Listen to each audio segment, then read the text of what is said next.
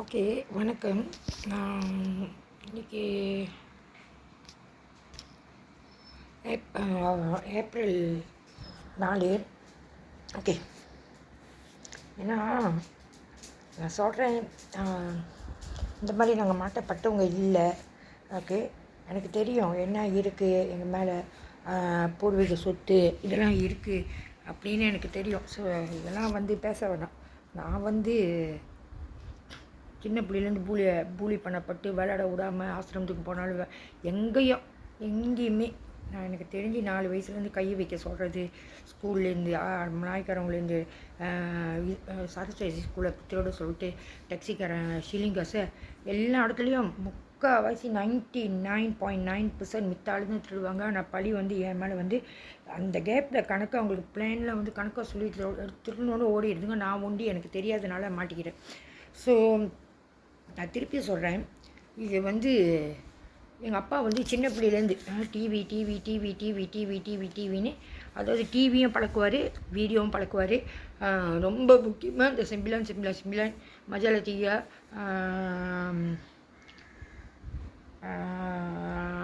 இது எல்லா படமும் பார்ப்போம். நான் முக்கியமாக பீரம்பி படம் பார்ப்பார், அதனால் எனக்கு பிடிக்கும். அப்புறம் ரெஸ்லிங்னா டிவியில் போடுற ரெஸ்லிங் அவரோட இது பிடிச்ச ஒரு ரெஸ்லர் ஆல்கோகன். ஸோ இந்த மாதிரி நிறைய பழகி டிவியில் தான் டிவி தான் பழக்குவார். ஸோ அப்புறம் சொல்லுவார், ரொம்ப பெருசாலாம் படிக்க வேணாம், நீங்கள் ஒரு சாதாரண கிளினிக்கில் அட்டெண்ட் நர்ஸாக இல்லைன்னா ஒரு கிண்டர்கார்டன் டீச்சராக ஆயிருங்க, அப்படி தான் சொல்லியிருக்காரு. ஸோ இங்கே நல்லா ஏமாற்றப்பட்டிருக்கு. சின்ன பிள்ளைலேருந்து படம் காட்டுவாங்க. ஸோ சின்ன பிள்ளைலேருந்து கை வைக்கிறது, இது ஆசிரமம் தப்பு இல்லை. யார் செஞ்ச தப்புன்னு தெரியல. உடம்புல யாரோட இம்ப்ளான்ட் போட்டிருக்கான்னு எனக்கு தெரியவே தெரியாது, இன்ன வரைக்கும் தெரியாது. நான் பிறந்தலேருந்து போட்டிருக்காங்க. ஸோ ஆசிரமத்துக்கும் போயும் படுத்து தூங்க விடாமல் எப்படி இந்த கிறிஸ்டியன் வீட்டில் இது எங்கள் அப்பா செத்தோனிய காஜாங் பதுஸ்ப்ளூ கம்போங்காஜி தாமன் முன்னி அங்கே எல்லா இடத்துலையும் செஞ்சாங்களோ அதே மாதிரி தான் ஆசிரமத்துலேயும். ஸோ இது ஆசிரமமாக யார் இம்ப்ளான்ட் போட்டது சத்தியமாக எனக்கு யாருன்னே தெரியாது, யாருன்னு இன்ன வரைக்கும் தெரியாது. ஆனால் எல்லாம் முடிஞ்சு அதான் சொல்கிறேன்ல, என் வீட்டுக்காரன் மஞ்சள் தண்ணி ஊற்றி வச்சு சந்தனம் பூச, யார் செஞ்ச தப்பு யார் செஞ்ச இதுன்னு தெரில. கல்யாணம் பண்ணி ஒரு நாள் கூட வாழை விடாமல் அடித்து உதச்சி, ஸோ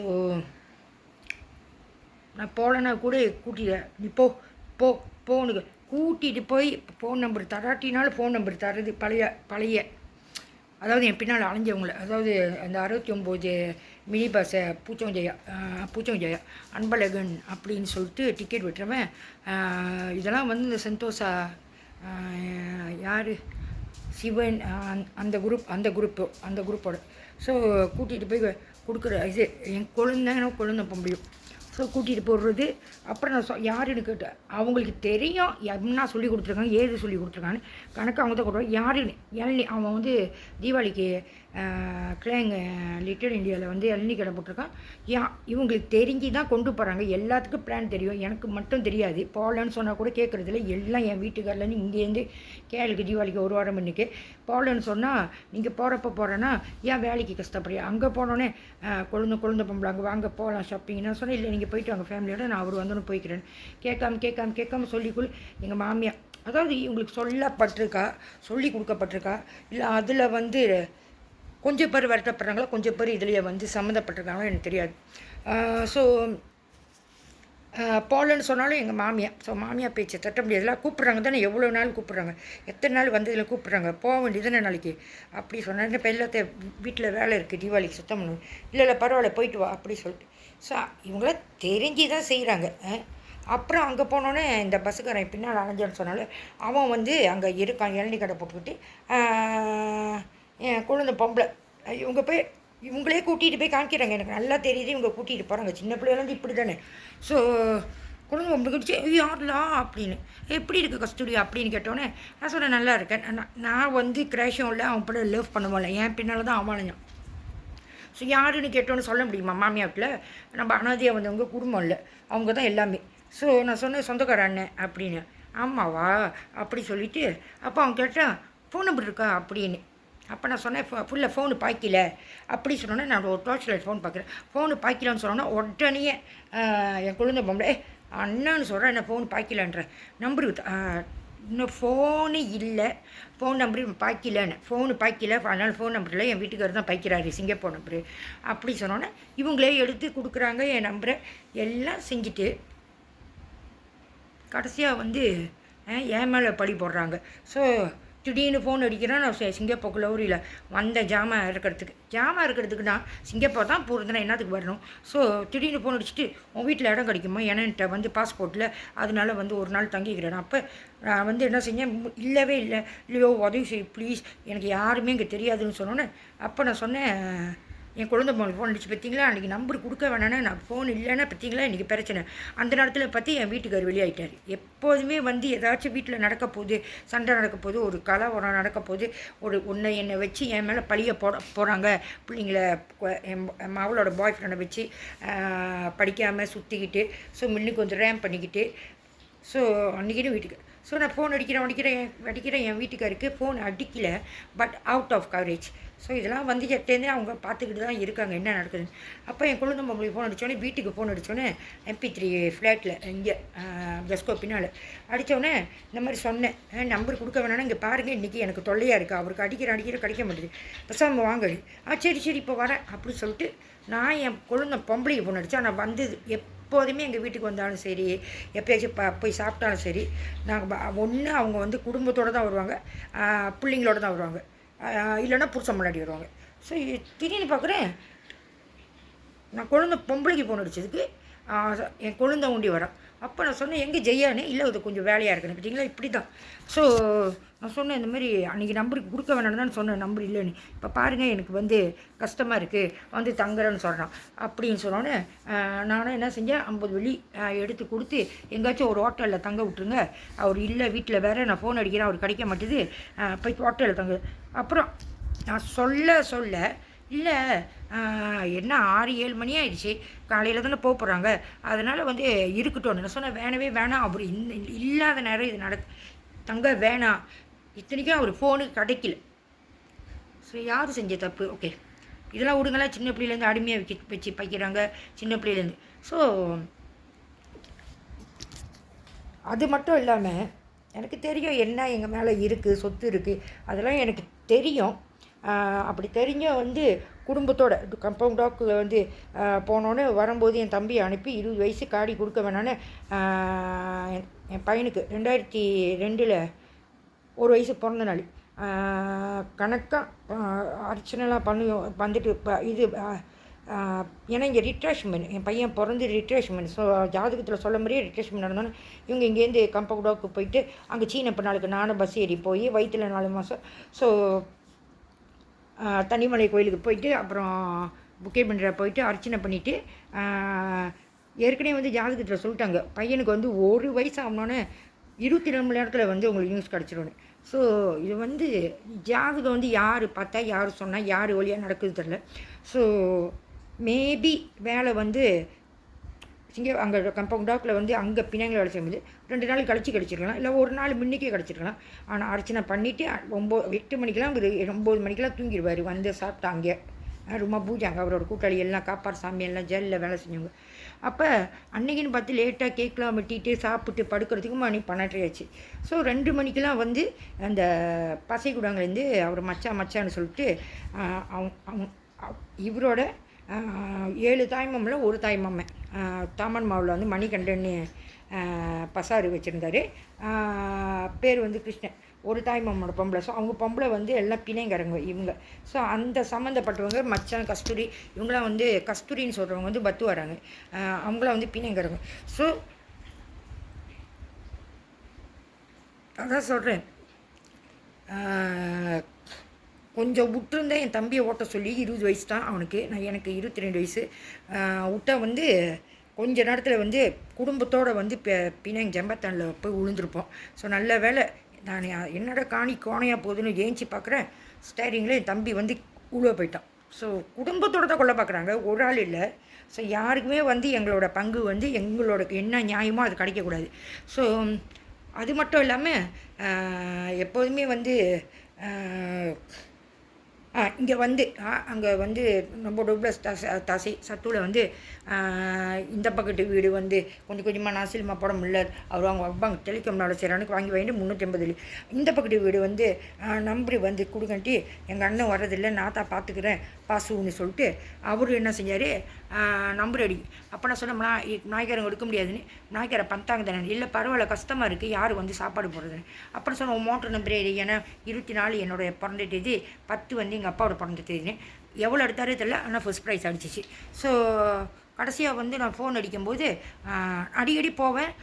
ஏன்னா என் குழந்தை மவனையும் அவங்களோட மக நோர் நெஜிடா, ஆனால் நான் நடிகான்னு கூப்பிடுவேன். நான் தான் வந்து 2 பற்றியும் ஒன்றா கிண்டக்கடை ஏற்றிட்டு போவேன். ஸோ டச்சு இருக்கும்போது நான் ஒரு வாட்டி போய் பார்க்கும்போது என்ன காணி, அப்போ அவங்க சொன்னாங்க இல்லை நாங்கள் வெளியாகிடுவோம். ஏன்னு கேட்டால் மிர்சிங் லீமேல வந்து மிர்சிங் ஃபுல்டா லீமேல வந்து எங்களுக்கு நிலம் கிடச்சிருக்கு, நாங்கள் அங்கே போயிடுவோம். ஃபோன் அடித்தேன், கடைசியாக மிர்சிங் லீமேல இருக்கோம் நாங்கள். ஸோ என்ன கதை ஏது கதைன்னு தெரியல, இப்படியே பணத்தை வாங்கிட்டு ஓடுறது.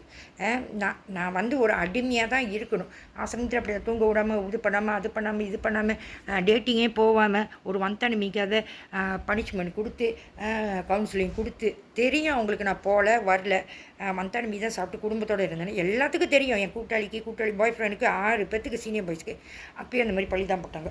அப்புறம் அங்கேருந்து இங்கே வந்தோடனே இங்கே வந்து 5 நாள் தான், ஒரே ஒரு வாட்டி வந்து முன்னுக்கு கேசவம் கிடப்பிருக்கேன். அப்போ என்னை ஃபோன் அடித்து வந்து இவங்களோட என் வீட்டுக்காரோட இன்னொரு மாமா, 7 மாமாவில் இன்னொரு மாமா. ஸோ அவங்க ஒய்ஃப் வந்து பேரா மின்னுக்கு வரியா சாப்பிட்லாம் பசியாலான்னு. அப்போ நான் சொன்னேன் எங்கே சினிமா, நான் வந்து அப்போ தான் 5 நாள்.